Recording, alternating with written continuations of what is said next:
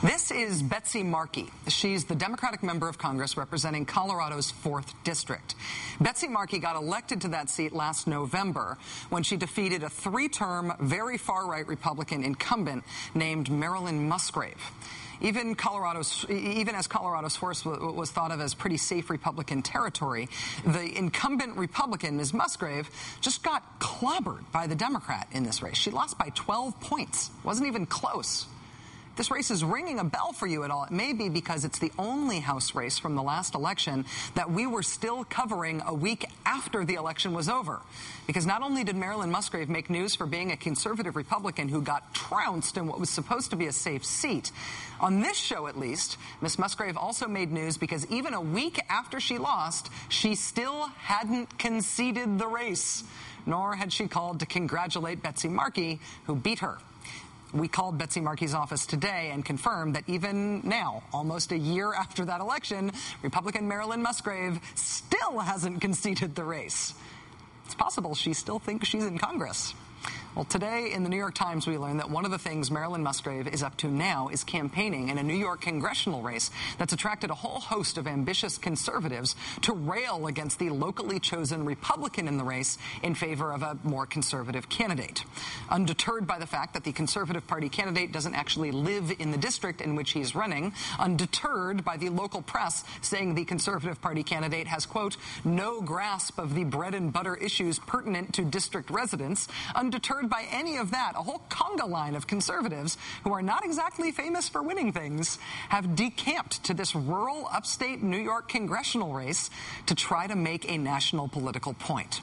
Joining Marilyn Musgrave, famous for not only losing but then for refusing to concede, there's Rick Santorum, equally famous for using the phrase man on dog in a national interview and for the spectacular margin by which he lost his Senate seat in Pennsylvania. Rick Santorum was the incumbent and he lost by 18 points.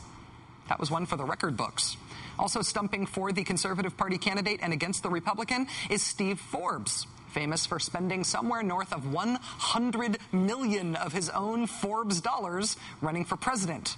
You may recall that he did not win, nor did Fred Thompson.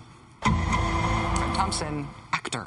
Also campaigning for the Conservative Party candidate in upstate New York against the Republican. And, of course, Mr. Thompson's own catastrophic presidential run last year is famous as one of the most spectacular political flameouts in modern politics. Mr. Thompson has even now cut an ad for the Conservative Party upstate New York candidate. America's in trouble. So when your grandchildren ask you why you didn't do something, be able to tell them that you voted for Doug Hoffman. He's not a career politician. Doug's like us. Doug's like us. You know, career politicians who also work as actors and sometimes as lobbyists. He's not a career politician. Doug's like us. A concerned neighbor who's just had enough. He's a principled conservative who'll come home when the job is done. We can send Washington a message. We can send Washington a message. That's what all of these ambitious conservatives from states like Tennessee and Colorado and all over the country are doing in this little upstate New York special election. They're trying to send a national message that the Republican Party should be way more right-wing. And they should know they're all famous for losing important elections. Musgrave, Santorum, Forbes, Fred Thompson, even Sarah Palin.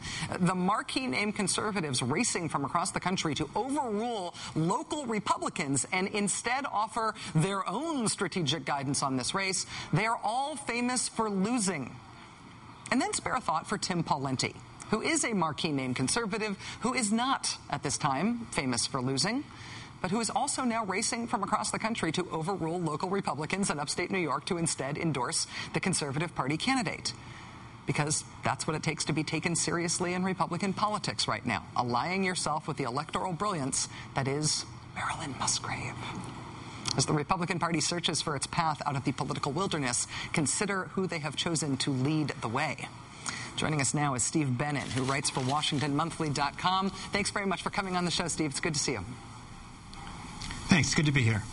Okay, Tim Pawlenty is not often put alongside the Marilyn Musgraves and Sarah Palin and Minutemen wing of the Republican Party. What do you think he's doing supporting Doug Hoffman? Well, I think he's sending a message, and that message is he's running for president. At this point, everyone in the base is looking to see who is going to be signing up on the Hoffman campaign, and it's something of a litmus test. I think that anyone who wants to be taken seriously in 2012 is going to have to demonstrate right now that they're supporting the Hoffman campaign.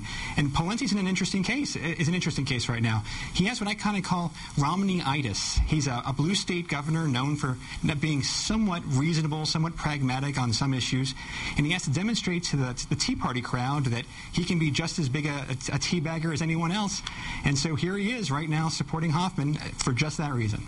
Let's talk about a specific thing that I know that you wrote about at Washington Monthly today, Steve, and it was about Hoffman's meeting with the Watertown Daily Times, with the local paper. Mr. Hoffman, who's the Conservative Party candidate who's being championed by all these out-of-town conservatives, he went to meet with the local editorial board. He brought Dick Armey, the Texas former lobbyist, with him to the meeting. The meeting went very poorly, and Mr. Armey's presence specifically seems to have infuriated the editorial board. What do you make of that meeting, both the strategic decision to do it, but also how it went? Yeah, this was a complete disaster for the Hoffman campaign. The local paper in New York had run an editorial that morning that kind of signaled what did they want to talk to Hoffman about. And when he got there, he apparently was not prepared to talk about any local issues, nothing about local transportation, local economy. He actually at one point asked that he be given the questions in advance in order to be able to do the interview more effectively.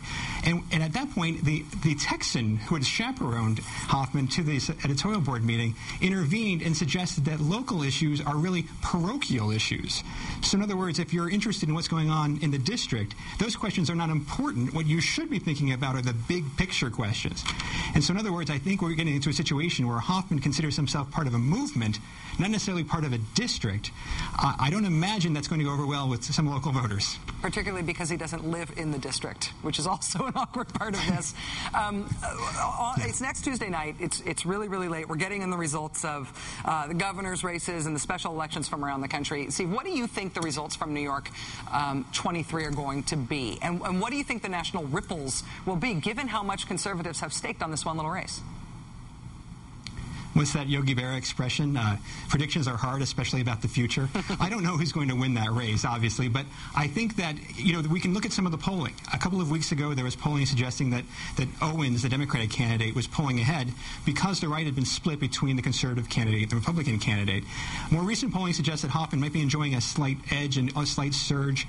Time will tell. But I think it's safe to say that if Hoffman does win this, the Tea Party crowd, the far-right base, will be emboldened to carry on these same kind of tactics in other races across the country over the next couple of cycles. So it's one of the things that people are watching very closely in this race. The great purge of 2009. It is fun spectating.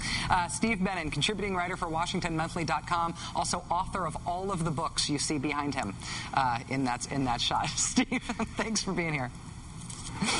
Thanks very much. Take care.